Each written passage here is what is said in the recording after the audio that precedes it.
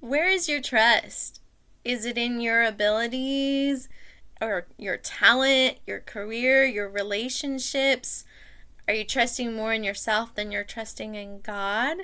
Are you striving and straining to make ends meet to provide for yourself, or are you resting in the living God that He's going to take care of you and provide for your every need? These are some of the questions that have been going along in my mind lately, too, and I just want to share some encouragement with you. So, what if trust looked a lot like letting go, like laying something down or giving something to God? Well, today I want to talk to you about one incredible woman in the Bible who did just that in a mighty way, and I pray that you were encouraged by her story.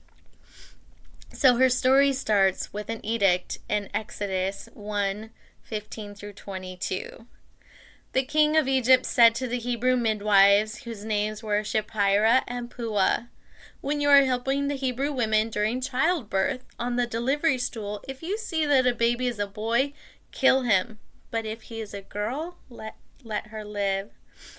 The midwives, however, feared God and did not do what the king of Egypt had told them to do. They let the boys live.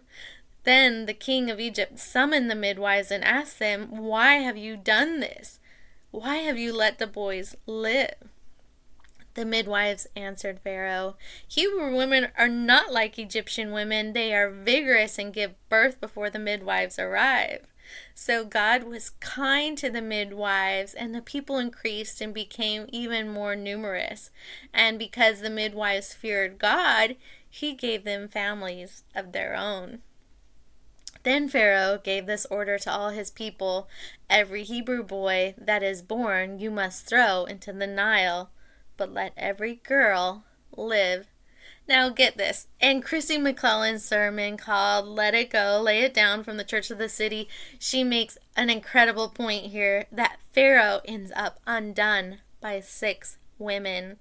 He greatly underestimates women by allowing the baby girls to still be born.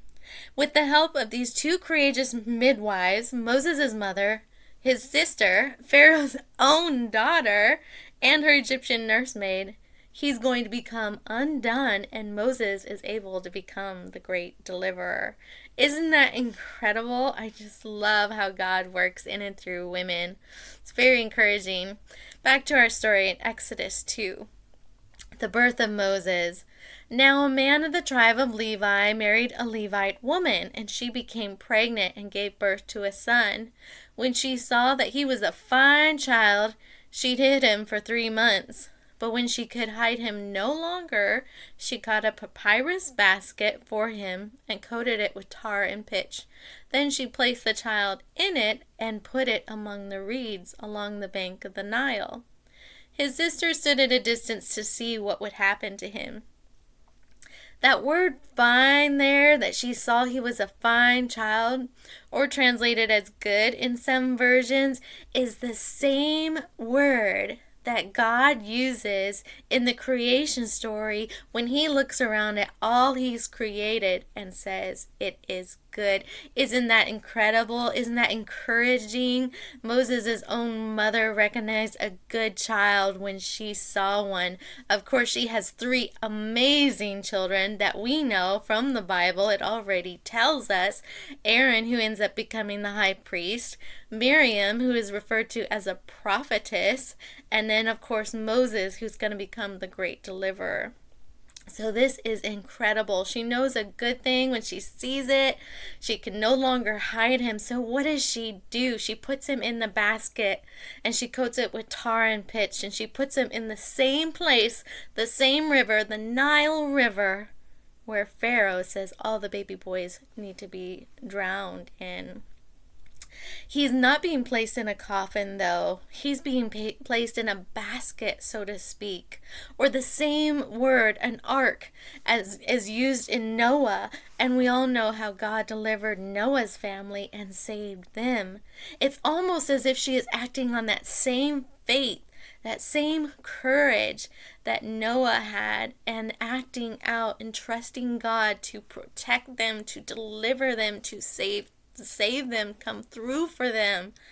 And that is what she's doing. She is faithing, because to Hebrews, faith wasn't just a belief, it was a verb. It was something you did, it was what you acted on.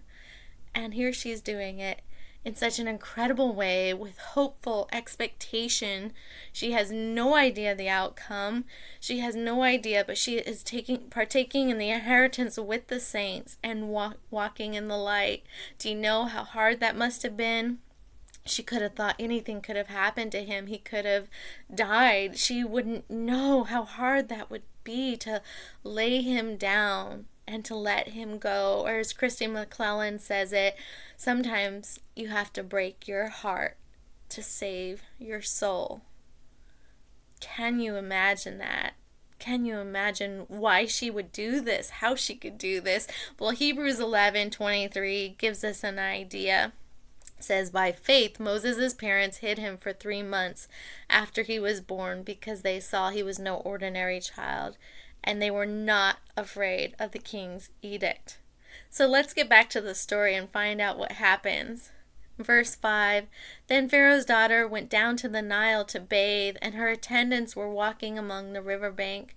She saw the basket among the reeds and sent her female slave to get it. She opened it and saw the baby. He was crying, and she felt sorry for him. This is one of the Hebrew babies, she said. Then his sister asked Pharaoh's daughter, shall I go and get one of the Hebrew women to nurse the baby for you? Yes, go, she answered. So the girl went and got the baby's mother. Pharaoh's daughter said to her, take this baby and nurse him for me, and I will pay you. So the woman took the baby and nursed him. When the child grew older, she took him to Pharaoh's daughter, and he became her son. She named him Moses, saying, I drew him out of the water. Isn't this just the most incredible story? Here she is. She lays him down. She lets him go. She hid him. She could hide him no longer. She trusted and she faithed, and she trusted that the living God would come through and act and take care of him. And all the while Miriam is standing by, and all the while God uses her to not only get his own mother to nurse him, but also get paid for it. How cool is that? The living God works in incredible and mysterious ways. And just what a bigger blessing. She could have had no idea. And just how hard it must have been to trust and to let go. And how it must have broken her heart but saved her soul.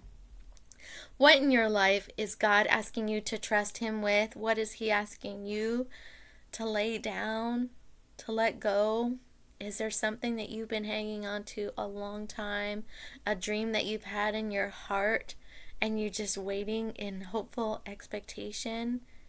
Is it something that will break your heart to save your soul? Jesus paid the ultimate price and laid down his life for us to encourage us and help us to do the same. And God often has something bigger, a bigger blessing that will only come once we lay it down. So what is God asking you to lay down? I pray that he gives you the strength to do so and reminds you he has something greater for you. I hope this encourages you. God bless.